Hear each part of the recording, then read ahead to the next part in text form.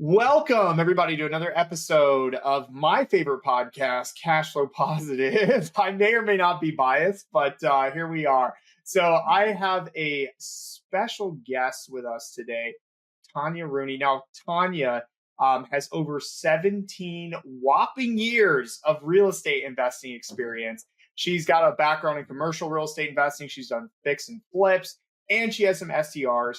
And she's from the Midwest, so she knows all about the cold and the snow, but at the same time just came back from Thailand. I'm really jealous about that. Anyway, but what we're going to be talking about today, before I bring in Tanya and she just spills all the beans and dives into stuff, we're going to be talking about your secret weapon for success. Okay, so a lot of you are, I know the listeners, most of you don't have a lot of properties. Some of you don't have any properties at all. And some of you have a lot and you want even more, and that's totally fine. How do we do that? How do we reach that success in that amount of time that we want to achieve it? That's what Tanya is going to dive into. So without further ado, Tanya, tell us a little bit more about yourself. So my name is Tanya Rooney. I have short-term rentals in Minneapolis and St. Paul. So this is the market that I'm in. I've always functioned in this market, like any of the real estate stuff I've done. I've been in real estate for like 17 years now, which feels really, really gross to say. But I started out in commercial real estate pretty much straight out of college doing project management. And then I got into flipping because I was sick of commercial real estate. And then I got into short-term rentals like accidentally, and it has been absolutely fantastic. I love it. I love being in real estate in general. And then, so that's pretty much in a nutshell what I got going. Cool. So are you just doing short-term rentals right now, or are you doing other stuff? At the moment, I have my short-term rentals, and then I do commercial real estate consulting, and then I have a podcast. So those are the three things that are mainly taking up most of my time. Nice. And what's your podcast called? You want to give yourself? So Tribe Builders podcast on all the things that you find podcasts, all the places. Tribe Builders podcast. That's awesome. Okay, so you do commercial real estate. What type of commercial real estate? So I used to do like project management and corporate real estate, and I did that for 10 years, and I've actually kind of picked up projects here and there as I go.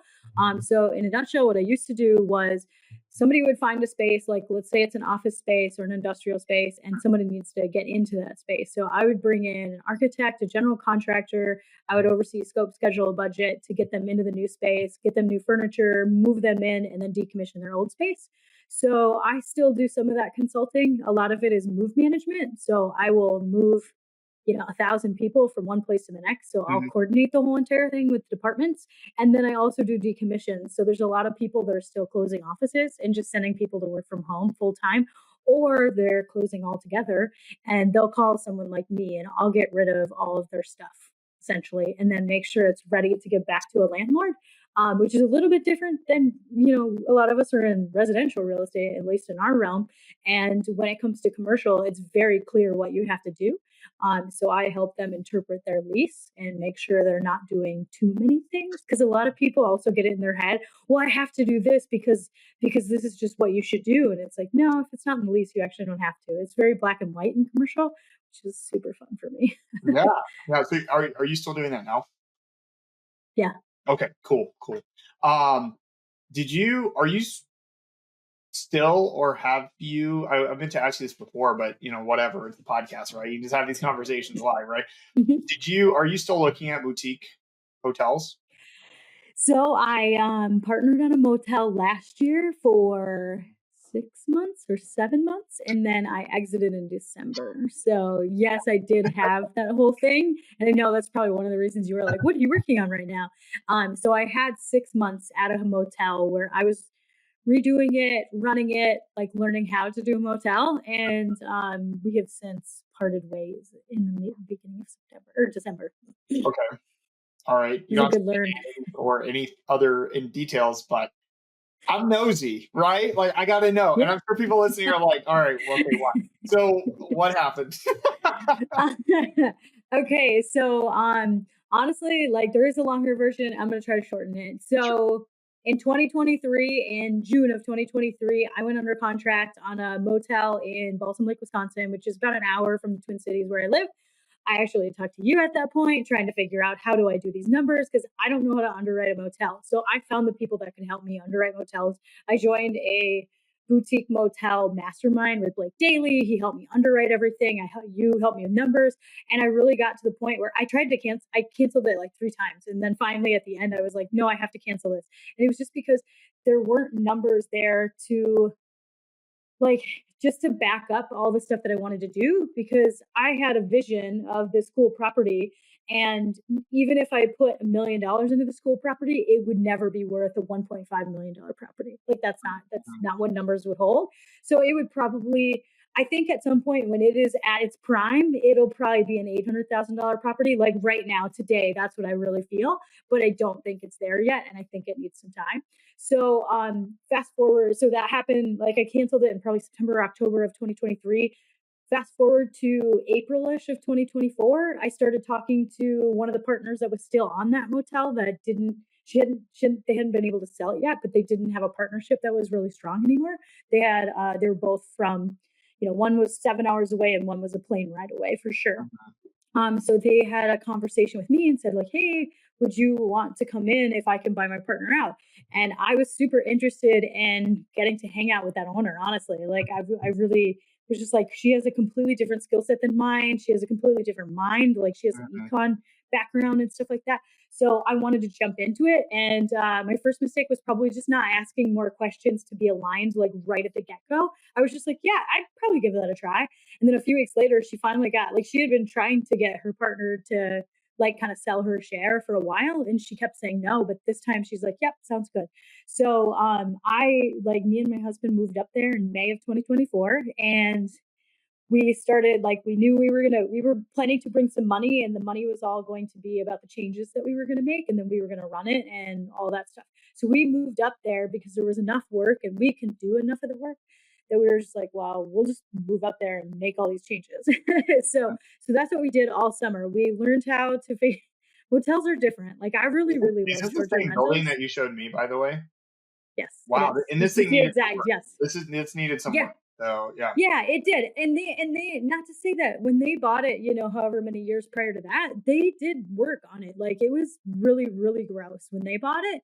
And it just wasn't up to my standards. That's probably the like safest way to say is like, this isn't up to my standards. Like I have expectations of what a short-term rental would look like. So like the look, feel, and what a client would feel when they actually rented it. So we made those changes. We actually themed it. We, did a rebrand, did all of that stuff. And then we were learning how to run a motel all summer long, learning all the differences between short-term rentals and hotels. And there are some. The main one being your phone will ring a ton, and expectations are different with a motel. So we did that all summer. It went really good. Like, we were up to like 10 rooms, I think, by the time, or maybe 11 rooms by the time we left. But really, in the whole scheme of things, like the owner that still owns it wants to get rid of it because she's got a lot of money into it, and honestly, she's really good at apartment buildings. She doesn't want to have this kind of business. So she wanted to get rid of it. I told her we needed at least a year to get some numbers, honestly, like so a bank would say yes to anything, because anything like right now, it was losing money, and it was losing enough money, or like wasn't breaking. If it was breaking even, that still doesn't mean it's making money. And if it's only got a $700 mortgage, it doesn't take much to do that. So we had to prove to the banks that it was going to make money, because in commercial real estate, that's what it is. The banks just want to see money. It's like black or white. It's not about like what you could make. It's what the books say. So I had said we needed a year to actually get the books to a place where we could sell it. She agreed to that. And then at the end of the summer, some stuff came up and she needed to try to sell again. And I said, okay, I didn't really want to be partnered on something that I knew was going to be leaving. So really there was just a lot of expectations that were different between the two of us. And then, kind of fast forward a couple more months, and I was able to connect her with a manager that has another hotel, I think, somewhere. And then he has a lot of short-term rentals in their portfolio. And I say he, but it's a whole team. And so I was able to walk away, and it was a really, really good experience, honestly. Like I learned, do I want to run at a short-term rental or do I want to run at a boutique hotel? And they're very, very different businesses. And somebody that's really good at building teams would be so great at motels and hotels, because you need a solid team to be helping you with stuff like that. And I really think it could make a lot of money. But the way that I work and the goals that I have, or just not necessarily that. So That's yeah. that's good. So what, just out of curiosity, what would you have done differently, like asked at the beginning? Um, it would have been a lot of numbers questions. Like honestly, like kind of saying like what are your expectations? I think getting really honest with each other in the beginning would have been more helpful. I had some weird like I had a weird feeling every time like we were butting up against the same thing, and honestly, I didn't have the confidence to think that I could be right for what I wanted. I was more like, well, she knows what she's doing. Maybe I just don't understand this number that she keeps talking about that. And now I'm just understanding is that like she was here and I was here completely, like I was in a completely different zip code at that point, honestly. Yeah, And that's awesome. my goals were like, I was really excited to kind of have a partner and like, you know, get to learn from her. And she wants nothing to do with that sort of the part of the business because she's just over it. Like I came in on chapter like it was my chapter 1 and her chapter 11 Mhm. or chapter 7. Sorry, I'm not even saying like not saying that in a weird way. But she was already so much further ahead on this thing, and like as in she didn't want it because she's already over it. And to me, it was a fun new project. So we just weren't aligned in those ways. That's probably, and I don't, in hindsight, I don't even know how I would have done that differently anyways. I pretty much needed the lesson. I like 100% know that I needed the lesson with that partnership, and to realize that there's still really, really good partnerships out there that like people fully align. She probably has all kinds of partnerships that fully align. It's just ours didn't happen to align as well as it needed to. Sure, sure. Okay, gotcha. Mhm. That's really good. Thank you for sharing that. And not what we Yeah. wanted to talk about today, but I think it's what we should have talked about today. So here we are. I love That's it. I love okay. it. How sometimes these episodes go just weird direction, not weird, but just different directions that you were Than you'd unexpected. expect. And Mhm. it's good. It's great. I think people are going to benefit from this. So thank you for sharing that. Let's get Mhm. back on track, or on track. We didn't get on the track to begin with, but whatever. We're getting No. there. We're at the station, right? You just got back from a month long, 3 week, month long trip to 3 weeks. Thailand. Um, Mhm. and you travel, I see you at events and just running around, and you're meeting a lot of people. You're obviously very social. If anyone hasn't picked that up by now, I think I'm spoiling that for everyone. Uh, but anyway, I would say there's a level of success to that, and that you've obtained so far. I know you've probably have some goals and you other things you want to achieve, but you have reached a level of success, and that's what I want to talk about is your secret weapon for success, and what we talked about before we hit the record button here. What was that, and how? And so, I mean, obviously that's like the topic, and we're going to dive into that and dissect it, but really what I want to start with though is how do you approach achieving your goals, because that's really where it starts. Is I have a goal to achieve, a lot of these people, they're not real estate investors. They want to be real estate investors full time, Mhm. or they want to be able to cut Mhm. back from their hours and things. And so just that flexibility and that freedom. So it starts with a goal. How Mhm. do we attack this? How do we have that success?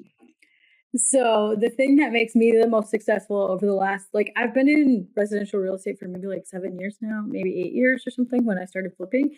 And to me, it's always been about accountability groups. I know it's like a really random thing, but the reason that I say those are what makes me successful is I don't necessarily just show up for myself in ways that some people do. I'm not driven by money. If somebody told me that if I made 100 phone calls, I could get a $50,000 house, I would never make those 100 phone calls. I know I could make $100,000. I know I could make $300,000. I would never make those phone calls Mm, because it's just not the way that I'm motivated personally. I'm motivated by other humans. So my secret to success is either finding the other humans or utilizing social media in ways to keep myself accountable. So like literally putting out there like, hey, like this year, 2025, I'm not planning to eat gluten the whole entire year. And I put it out on social media because weirdly people will ask me about it all year. They will literally check in and I never know when it's going to happen, and that is enough accountability for me to not do the thing. And I also like made a decision, which sometimes I can just do, but I just find the most success that I can have is when I'm checking in with people, because when you're an entrepreneur, you no longer have to check in with anybody. I am one of the fortunate few or fortunate many that got to quit their corporate job and not have to do like any of that stuff anymore. So I don't have to check in with anybody. Like I'm the top and the bottom. I get to do whatever the heck I want in between. And that could mean that I might not do work as often as maybe I could, because sometimes I only work a few hours a week. And sometimes my business really doesn't need me more than a few hours a week. So that's cool. That's what I built. But the other times when I want to get something accomplished, I have to utilize friends in my community and peers in my community as a motivation to show up. Because when somebody else is assuming that I'm going to show up for them as well, I show up. I show up and I say, "Yep, I did that thing that I said I was going to do." So That's really, really cool. Okay, so accountability. Let's talk about that some more. So most people are afraid, not afraid, but just don't care to be in the limelight. Like, so mhm. some people don't want to post on social media, hey, I'm gonna lose 50 pounds this year, or I'm gonna buy like 3 rental properties this year and be a millionaire, or whatever, stuff like that. Mhm. Like people don't want to do that.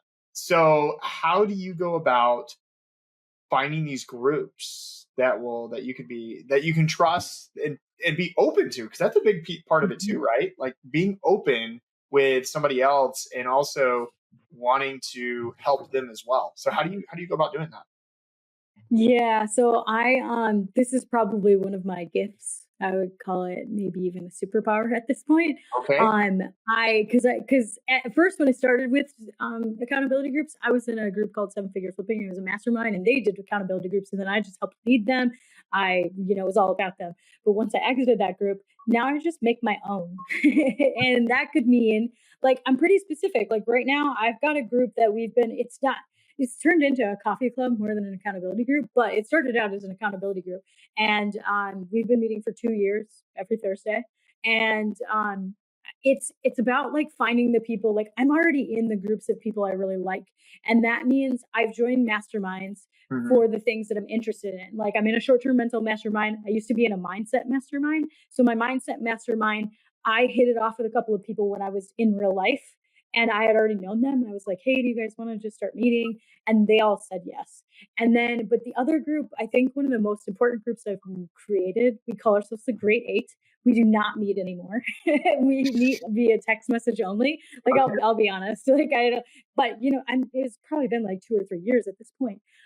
So we started out though meeting every single week, and we would have a call, and then we kind of turned it into round tables and things like that. But in the beginning, when I start a group, I typically like pick the people that I really, really want to learn from. So if I'm in a short-term mental mastermind, I'm going to see the people that are already contributing to the group. So the people that are, I think technically Facebook will even tell you this is a rising contributor, this is a group expert, like whatever. They're the little people with the little ethereal crowns and stuff that Facebook does that they talk a lot in Facebook groups. All-star contributor. Yeah. Yeah, rising star. I get peanut So gallery on mine all the time. Contributor peanuts. Yeah. and they could also be people like if you're in a short-term rental group, or I mean whatever business group you're in, if you're on calls like actual calls for the mastermind or something you're in, it's the people that you gravitate towards. Those are the ones that you would want to go for. And then I send them messages and say like, hey, would you be interested in something like this? I'm looking for some accountability. I want to, we're going to meet once a week for an hour. We'll talk about our goals. We talk about our goals for like 5 minutes each, if that. It could be 2 to 3 minutes, and it's really a yes no. That whole structure is Brian Moran's 12-week year, and it's just like my version of 12-week year now, though. But so you come up with the goals, and I actually do work with people on like how this is how you set a goal. This is what you need to do. The steps, like you can't control the outcome. You can't control the outcome of buy 3 houses. You can control all the steps to buy the 3 houses, though. You can control like how many offers you need to make. And this all comes back to when I was flipping houses and finding stuff off market. I knew for every 30 phone calls or 30 or 100 postcards I sent out to somebody's mailbox, every 100 I would get one house. So if I knew that stat, that's how you know like what your goal or what your weekly numbers need to look like. Like, okay, if I know I need to make 100 offers to get one deal, and I want to get 3 deals in 12 weeks, well then, I would just put that on a sheet of paper of how many calls I needed to make. So we check in on those and it's just yes, no. And then the rest of the time is round table. Like who has like, who has some challenges they need help with, who has some successes that we need to celebrate because entrepreneurs don't celebrate themselves very often. We pretty much are just like, oh yeah, next thing, next thing, next thing, next thing. So we talk about that, and you're smirking, Kenny, because I know you're like that. Yeah. 120% you are. You're not, You're that type of person. you're never looking back. You're always looking forward. So you're like, all right, what else? So, I know. So yeah, so it just kind of like it just turned into this thing where I just wanted to hang out with my friends because really like I still have friends locally in Minnesota. That's not, they're not all gone.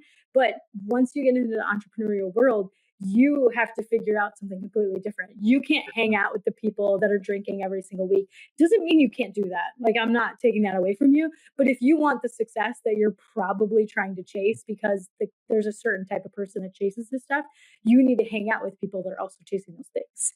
And it's way easier to do that when you're around those people. So a lot of it is the accountability helped me, but the conversations help everybody. And then there's a text string, like, hey, how did that thing go? Did you actually close on that house? Like there's a lot of that stuff. And then everyday things.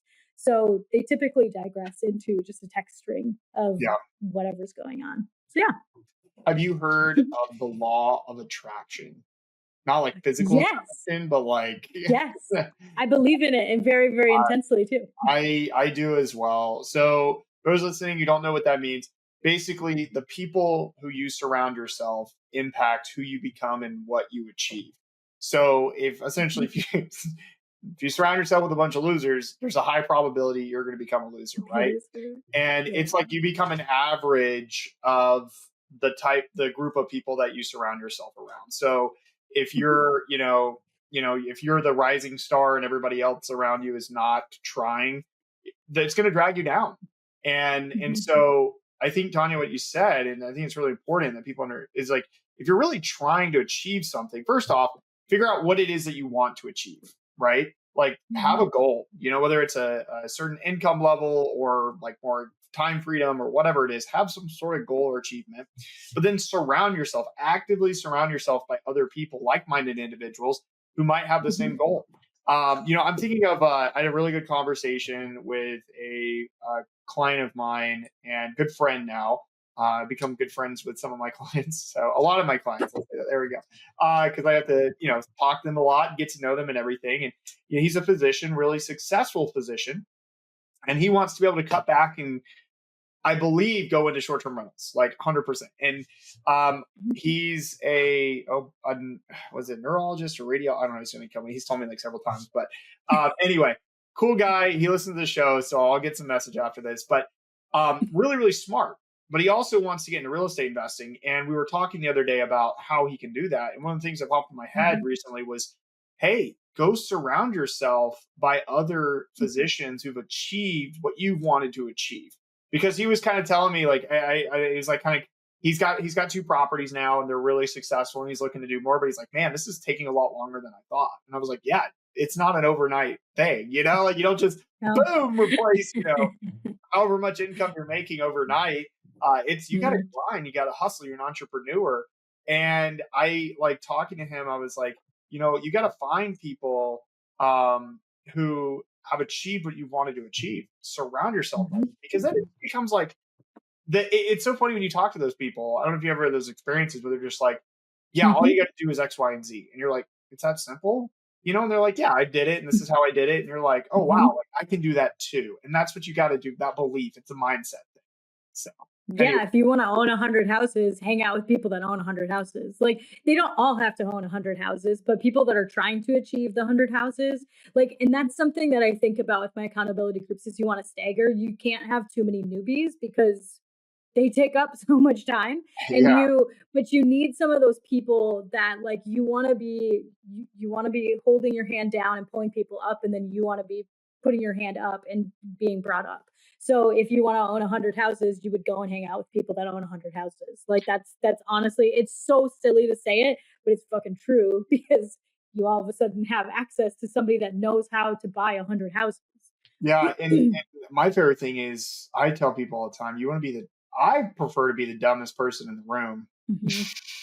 you Yeah. know? Like, Honestly, the most yeah, successful people have that attitude. Like, I know so yeah. many people that are just like, I want to be in the back of the room, just listening. I don't want to be the most, like the most knowledgeable because I don't know, like it's not Yeah, I don't necessary. want to be. Yeah, like I don't want to be. Oh, this guy, the celebrity or whatever. Like, because then it becomes work because everyone's Mhm. asking for advice and like, which is not a big deal, but there's this level of like, are you there to learn when you talk to these people, or are you there Yeah. to work and help people? And so you got to, I mean, it's okay to do both, but you got to have time for Mhm. yourself to be around those types of people who can lift you up and teach Mhm. you, where you're like, hey, Yeah. I need help.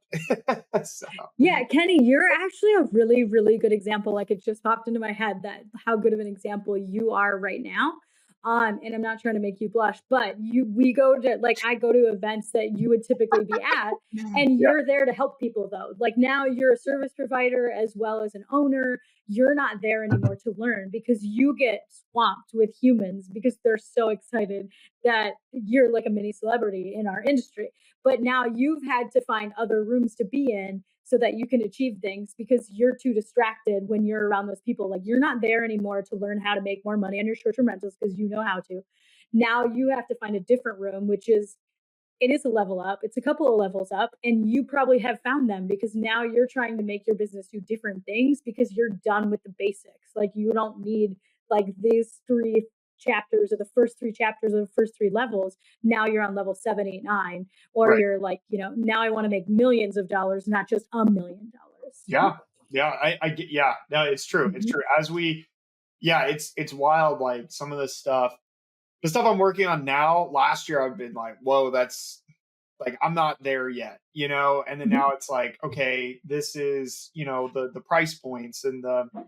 I was showing somebody, Mhm. someone's like, can I see your portfolio? I was like, yeah, sure, here it's on Airbnb, just look up my hosting link. And they're like, okay, you have a house that's like 3,000 square feet, and then you have this one that's 10,000 square feet. I was like, yeah, like we grow, Mhm. right? Like I was like, if Mhm. you look, I like showed them some of my first properties when I got started. It was like a little apartment unit, 1 bedroom. We all Mhm. got to start somewhere, but it's Yep. important on how we're growing and scaling, and then who we're surrounding ourselves by. And then there comes a point in time when we Mhm. go, this group that I'm in, it's reached its potential, now I need to go to the next step. And I think that's a huge part of the success factor too, is when as you grow, as you take those leaps, keep surrounding yourself by those people who've taken those leaps and who are further along Mhm. too. So Mhm. yeah, I think that's a big Yeah. piece. So community, though, that was another one you mentioned too, and I want to talk about that a little bit because there's a lot of people who are maybe struggling to find community and know what to look for, and feel like there's a lot of crap being sold.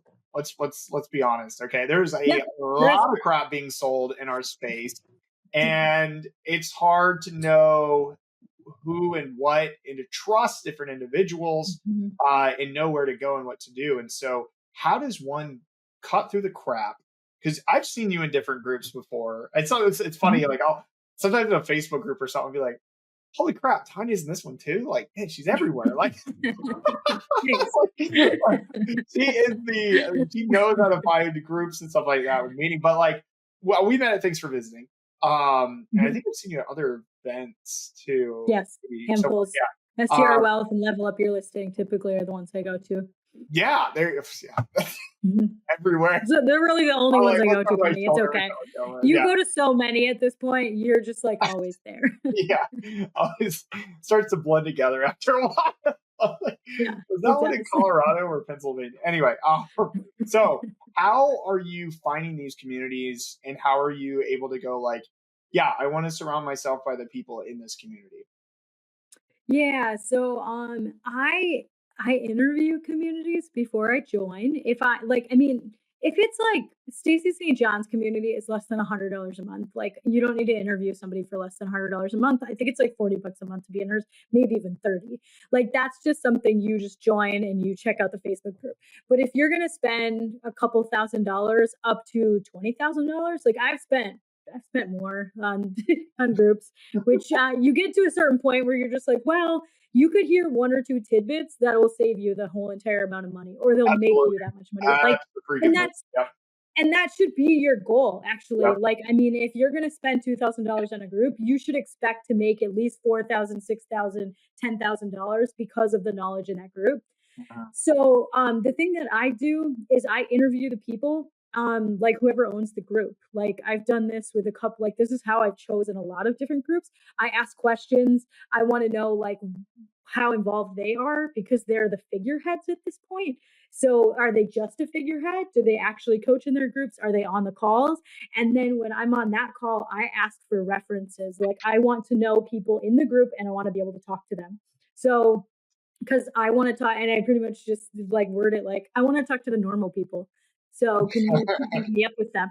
And every one of them, I mean, they're gonna pick the normal people that really like the group. Like obviously, Yeah. that's just how it works. But you're still gonna be able to at least discern some things from those people. So I actually make those calls, just like references when you're checking on a contractor. You shouldn't be lazy with this because maybe someone will see like they'll tell you the things that aren't the best about the group, but they'll tell you the things that are the best about the group.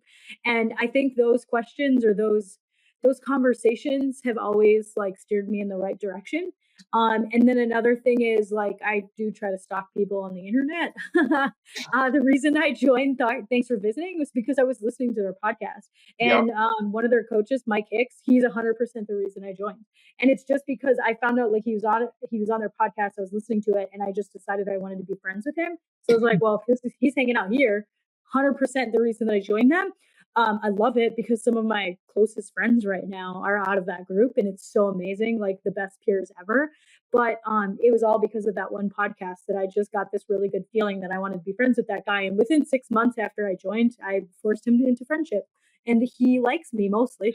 That is This is funny. what I do. This is kind of like one of my talents. So I'll be honest, I know not everybody can do stuff like this because I can make friends in a lot of like I could probably make friends with a wallpapered wall. Like I just would talk their ear off. But I think asking around for people is really good. Like there's so many people. You're right. There's so many gurus, there's so many masterminds like flooding the market right now. I've still come across ones that I'm like, I've never even heard of this person. What are you talking about? And that surprises me because I feel like I go to the bigger industry events. I Mhm. follow a lot of these people, and some of them I still have never heard of. So I try to look around on the internet and be like, what are people actually talking about? Like, if you want to join Rich Somer's group, like you should follow him on on the internet and find out does he talk the way that you want to be talked to? Is he trying to run towards the goals that you're trying to run to, and then try to find like some of his followers? So I try to do that, and I kind of like you're underwriting a property, underwrite the group. Yeah, that's really interesting. I love that. Especially like Mhm. my thinking is very like logical. So like when I approach it, I'm like, what's the ROI here? You know, Yep, like you totally are that way. yeah. Well, and I people ask me all the time. It's kind of a caught between a rock and a hard place because like sometimes people are like, oh, should I join this one group? And I'm Depends on your goals. like, yeah, exactly. Like, I'm like, why do you want to join the group? And they're like, oh, you Mhm. want to join the group? And I'm like, no. I'm not saying that. I'm just asking you why you specifically want to join the group. And they're like, oh, well, it sounds like it's really cool. And they're like people learning. And I'm like, that's not a reason why to join It's a not a group. good enough reason Right. to You spend need to eight go thousand in and dollars.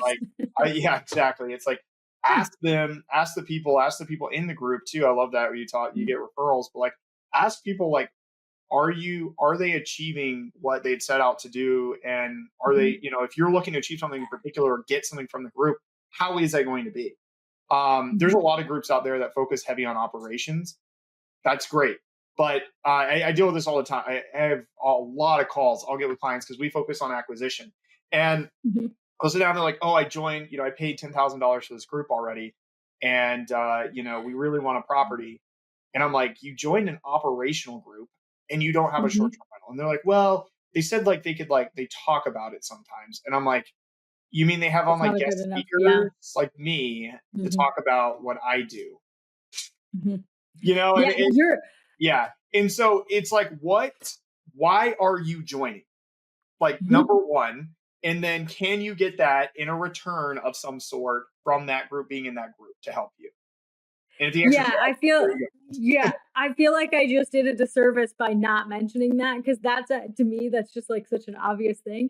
You do need to figure out if you're aligned with whatever you need to do. Like I joined Seven Figure because I wanted to figure out how to flip, 10 properties at a time. And I wanted to figure out how to buy 10 properties at a time with somebody else's money, as well as like, how do I even do this? So that was the group. Like that was a very, very like specific group that I wanted to join. And you're right, there's not a ton of people that teach acquisitions and short-term rentals it's funny because I even do some coaching and I want nothing to do with acquisitions. I'm just like, you can come to me once you have the property, but I'm not a good person to talk to. I typically send them to you, Kenny, because I'm like, I don't want nothing to do with that. So if you know what you want or how you're going to get there, that is like, I mean, you don't need to know about operations until you get the property because some people, I mean, I know a guy who makes 100 offers a week on boutique motels and he doesn't have one yet. And he's been doing this for a few months. Like it has to be the right property with the correct with the correct ROI, and all of these things have to be in place before you can even do the operations. So knowing what you want out of a group is really important to begin with. Yeah, that's like what you want to learn or whatever. If you want to become a co-host, cool. Are you starting from A or B? Do you how much money do you even have? Like that stuff all should come into consideration. Don't take out a small loan for stuff like this because there's groups for $1,000 that can teach you how to be a co-host or become a co-host or to get clients. You don't need to spend $15,000 on something like that. Right. And frankly, it's all on YouTube. Yeah, YouTube University. If you want a community, though, the reason that I tell like masterminds are so great is because I learn from other people. Like, I don't want to get sued. I want to know the people that have gotten sued, and I want to know why they've gotten sued and how they're going to prevent it going forward. Like, those are the people I'm looking for. Is like the ones that have been around for a long time. I'm not looking for 100 newbies. Ugh. Yeah, like that's not like they don't know what they're doing yet. Right. And that's the thing. It's so I joke about the YouTube thing. It's real, but at the same time though, I don't want to devalue the communities because there is a huge value. I believe if you want to be successful, you have to be a part of a community at some point in time. I don't know why it is that way. I think it's law of attraction, like-minded individuals. Part of it too is this is a long journey, just like my friend, the physician, him realizing like this is going to take a while. Like this is a long haul. There's no such thing as a get rich quick scheme in real estate. That's like legal, It's just not. No, like, they're really. Yeah.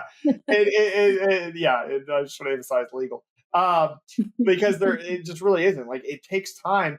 You can do it, it's patience and things, but you can do it. But in order to get there, I think to have the endurance, you got to be surrounded by like-minded individuals. That might change over time with, who and what and everything. But the reality is like surround yourself by these people. Because that really is, in my opinion, that's one of the secret weapons for success. So no, it totally is though, because you're the people that are around you in your normal life completely fine. Like they are still going to be on your side when you're just like, dang it, this guest just broke all this stuff and I need to do this. They're going to totally show up and be like, damn those guests, I hate them too. That's super cool. But you can only have so many of those friends in your life. You need someone that can be like, okay, what does your agreement look like? Do you have safely? Do you have, what kind of insurance do you have? Like, how fast are you going to be able to get the replacements? Do you use Host GPO? Do you use Minoan? Like, that's the beauty of having a community is you're going to have best practices, whether you like it or not. And you're going to have people say, quit fucking whining about it and go and change, like go and do the next thing. Or they're going to tell you, well, hey, you've had like 5 guests in a row that keep breaking things. Are you priced too low? Because it sounds like you might be in a spot that people that can't afford a house to break things, like those are the people that you want to go up to. So I think having the value of the community is the things you don't even know yet. It's the best practices of 5 different people, and then you get to choose what's my best practice now. Because I have different houses, I have all these different things. Well, then you just meld all these opinions together, or all these ways of doing it, and you make up your own. And you wouldn't have that. You go so much further faster when you have people that know what they're doing. Like hanging out with somebody who's been a host for 20 years. Are you kidding? Like I love those people because they have completely different views on what's going on in the short-term rental industry, Mhm. and they have different ways of doing things. And then me as a newbie-isher, I can tell them like, hey, why aren't you doing this? You can make this much more by, automating this process. So it's just the beautiful, connections that you can make that make everybody better, like best practices are freaking awesome. Yeah, for sure. No, no, no. I love it. I love it. All right. As we're going to wrap it up here, any other secret weapons, any other tips or tricks or anything like that you want to add onto this? Find yourself some accountability buddies. Like honestly, it could be one other person, it could be three other people. Just say like, "Hey, do you just want to talk about business once a week, once every other week?" It really does help. And if you need help, you're welcome to reach out to me. Like I have kind of an ongoing list. Every now and again, we open up some accountability groups and say, "Does anybody want to come and hang?" You just like when you have a problem, you literally have free Facebook groups suck.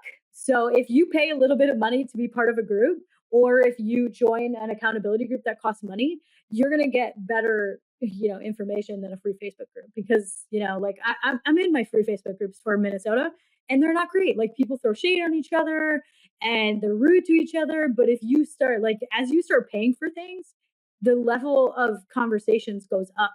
It goes up exponentially depending on how much you want to pay. So don't gripe about paying for things. Just go and do it because you'll surround yourself with other people that want to pay to play as well. And you'll just have better things happen. So I think that's probably the coolest thing, like that That's I really, can yeah. share with people. I love that. Last Mhm. question. So I asked all the guests this as part of the show. Cash flow positive. What's one tip? It could be about this, it could be about anything with short-term rentals. One recommendation, one tip, a piece of advice that you could give people to help them cash flow positive with their short-term rentals. Communication.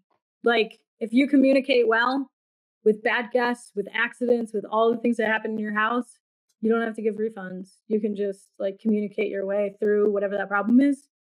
And then you wouldn't have to give refunds, so you would make more money. Boom. Stop giving refunds. I Don't give love it. them. I love it. That's awesome. I don't know if that applies, Kenny, but it's true. Yeah, no, that's really good. I really like that. Okay, cool. Cool. Well, thank you, Tanya, for being on here. I really appreciate it. I hope this is really important stuff for those listening. I know it's not the numbers and the how to nuts and bolts, but I think this is like, if you're not in a community or forming a group or building relationships with people in this space, you need to. So Mhm. anyway, cool. Well, thank you everybody for listening to the show. I hope you enjoy this episode, and we'll see you on the next one. And thank you again, Tanya. Thanks, Kenny.